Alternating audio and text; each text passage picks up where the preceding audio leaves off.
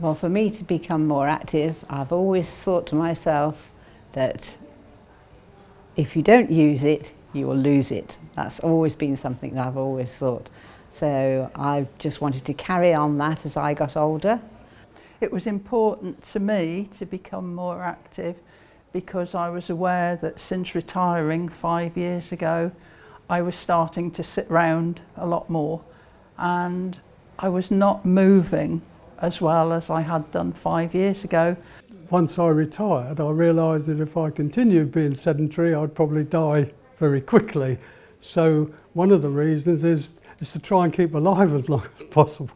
As you get older, you do find that you just can't quite do the things. Things begin to creak a little bit, and so doing the exercise has been really good, really good.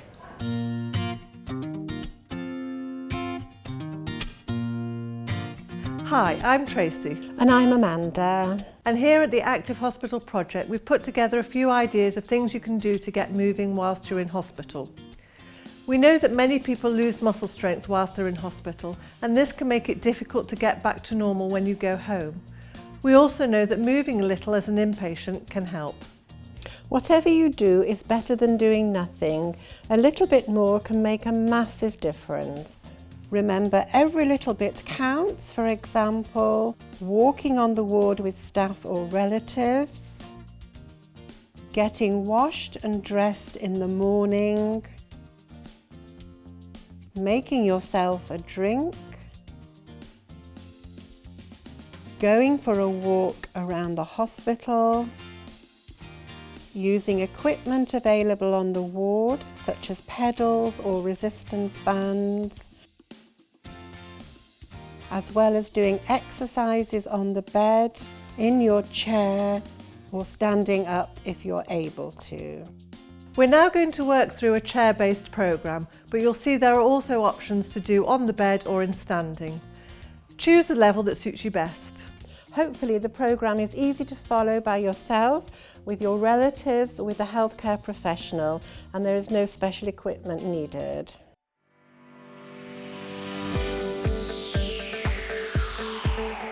Okay, let's start by sitting tall, ideally away from the back of the chair, and we're going to start gently marching your feet up and down.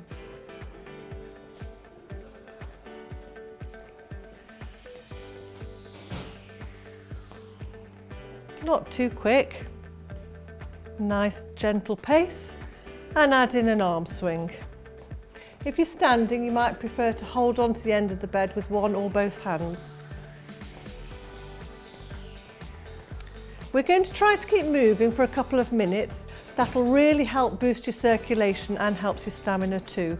Maintaining even a little bit of activity every day you're in hospital will make sure that you don't lose strength or stamina or problems with balance that may be a problem in trying to get back home.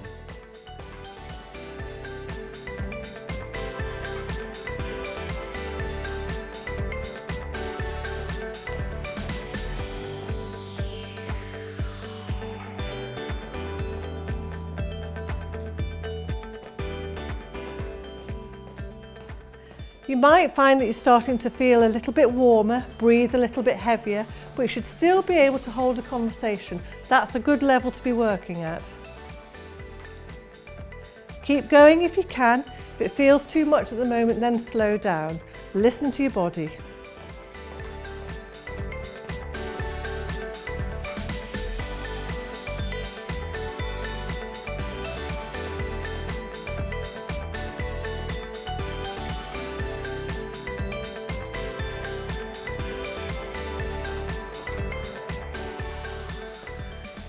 And this exercise program is a great way of starting to be more active while in hospital in order to help get back home. That's good.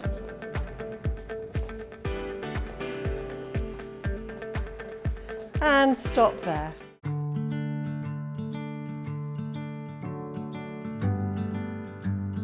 Pop your heel onto the floor, pulling your toes up towards your shin. Now replace your heel with your toe so you're getting the stretch down the front of your foot. We're going to do that 10 times, 2. If you're standing, you might prefer to hold onto the edge of the bed with one or both hands to help you keep your balance. Now this is great for ankle flexibility, which is vital for things like going up and down stairs and when you stand up from a chair. It's also great for your circulation if you've been in bed for a while and not moving around so much. And stop there. Let's go on to the other leg now. Heel down, toes right up, and point. I think being in hospital is a good opportunity to change your approach to physical activity. You may not have been particularly active before you came into hospital, but being unwell might serve as an important reminder that physical activity is essential for health and well-being. 10. Great.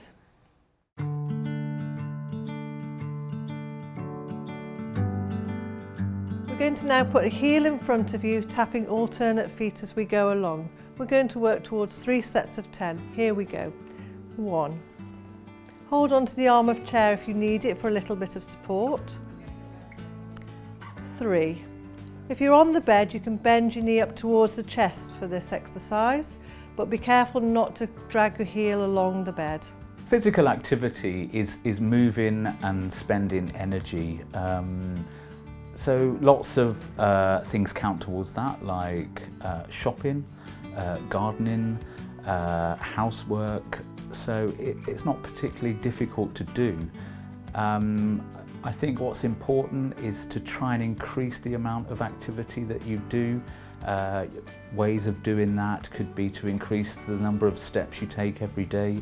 You might, for example, get off a bus at a stop earlier and walk a bit extra. You might park your car a bit further away from the shopping centre.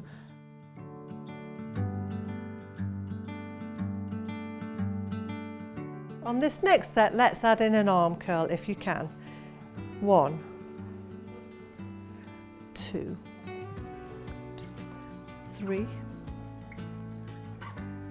On the bed, if you're finding this tricky, you can use a slide sheet to help your leg moving up and down the bed. Do what feels right for you.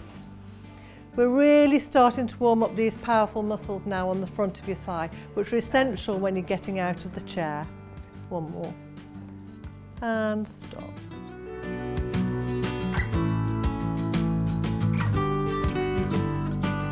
Now tap a foot out to the side, 1 leg at a time. Keep good and strong in the middle and hold onto the chair for support if you need it. Do what feels right for you. We're going to do 10. Being active can help in many ways. For many people, simply it's a case of preventing loss of strength, loss of stamina, while they're recovering from an illness in hospital. If you're on the bed, you're going to lift your leg out to the side, or if it feels a little bit heavy, use the slide sheet instead. If you're standing, for this first step, you might prefer to hold on to the end of the bed with one or both hands to make sure you keep your balance. Do what feels right for you. So in this second set, if you're standing and you want a little bit more, try adding in a little leg lift. But make sure you keep your foot facing forwards.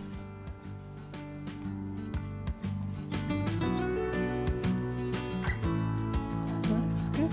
And the other leg, here we go. 1, 2, 3, 4, 5, 6, 7, 8, 9 and 10. Stop there.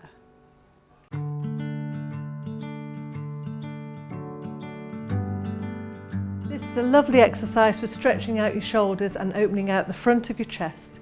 Lift your shoulders up towards your ears, then roll back and down nice and steadily in a big circle. Lift up, round, look for as much range as you can. We're going to do 5, that's 3. If you're on the bed, you might bring your shoulders up towards your ears and then lower them again. And 5. Up, round and down. And stop there.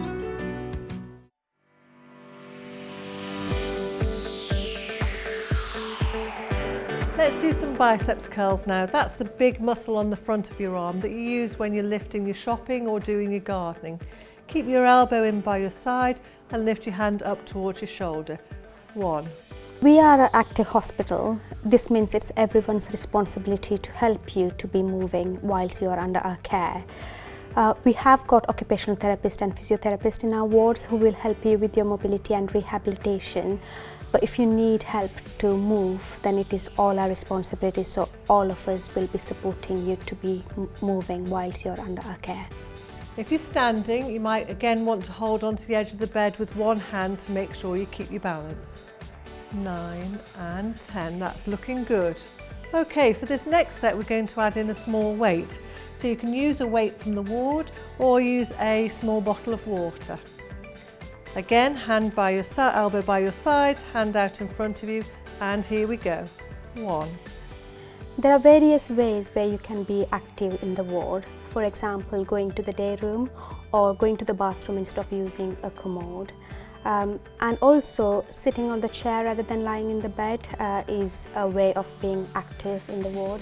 You might prefer help from somebody at the beginning to improve your confidence, but staff are always pleased to support you. So if you need help to mobilize, please do ask us. 5, 6, 7, 8, 9, 10.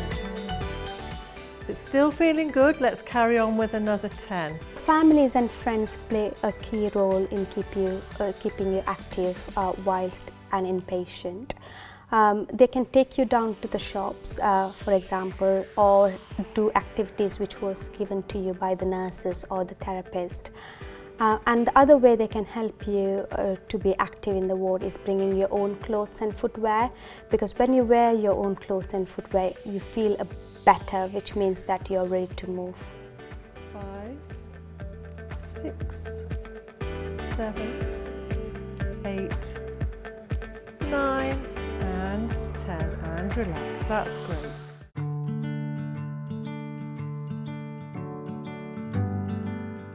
Now for the pillow press.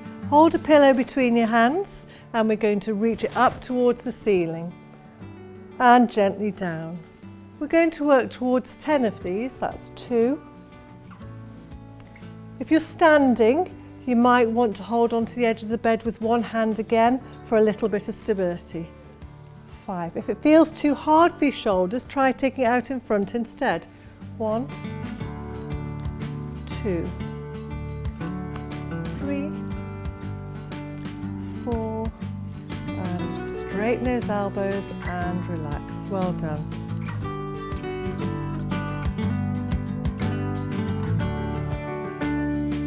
Now let's get back to the legs. You might want to sit back in the chair this time. We're going to work on the quadriceps. That's the powerhouse on the front of your thighs, which is really important when you're going up and down stairs and getting out of your chair. You're going to lift your foot up towards you, straightening your knee. After being in hospital, once you feel up to it, there are loads of things you can do to get your strength back. And lift. Now if you're on the bed, you'll do the same thing, holding it there for 5 seconds, but with your knees over a rolled up blanket or towel. If you're standing, you're going to do a slight squat, a small squat, and do how many as you feel comfortable. This is the sort of exercise you can do at any time. Perhaps when you're sitting watching the television and the advert break comes on, it's always a good time to really strengthen those thigh muscles. It's really safe for you to start moving, and there are loads of benefits. When you first start, you might notice some little things, like you might notice your muscles feel a bit sore and stiff. That's absolutely fine, that's normal. And what you might find is that when your body, when you get more used to it, your body will adapt and those symptoms will disappear. Move on to the other leg and lift and hold. If you develop any symptoms whilst you're exercising that you're worried about, you should stop. Talk to a healthcare provider. Some people find that talking to family and friends about what they're trying to achieve with their exercising and becoming more physically active can help them. They can provide moral support and help you to achieve your goals.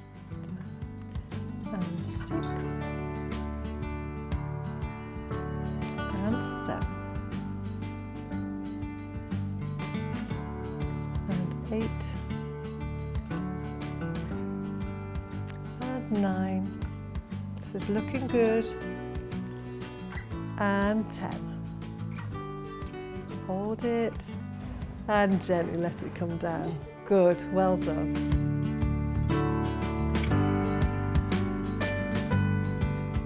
Let's sit forward to the front of the chair again. You're going to reach your right hand across the left side of your body. Stretch over and feel the weight move over towards the left. And then back to the middle and reach over to the right. And bring it back. You might use the arm of the chair for a little bit of stability if you need it. And if you're standing at the bed, you might use one hand on the edge of the bed to make you feel a little bit more balanced. That's good. We're going to go for 5 on each side, so that's 3. You may find that having a particular goal in mind keeps you motivated to stay active. Many people join exercise groups or walking groups to maintain their interest. So remember, it's never too late to increase the amount you do and feel the benefits. And back to the middle. That's good.